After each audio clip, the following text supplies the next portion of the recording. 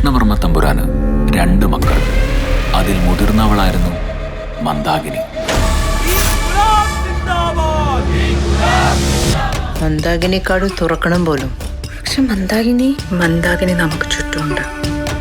കാട് തുറക്കണം നല്ലതല്ലേ?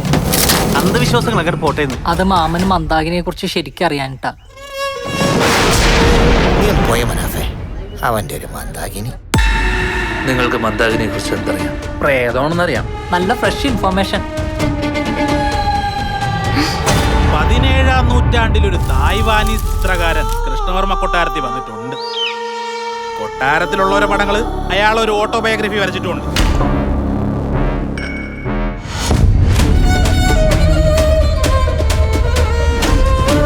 സൂക്ഷിച്ചു നോക്കിയാൽ മനസ്സിലാവും.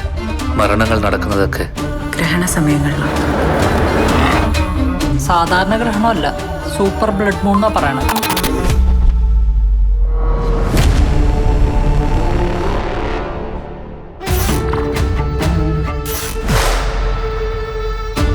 കൃഷ്ണ, മന്ദാകിനി കയ്യെത്തും ദൂരത്തുണ്ട്.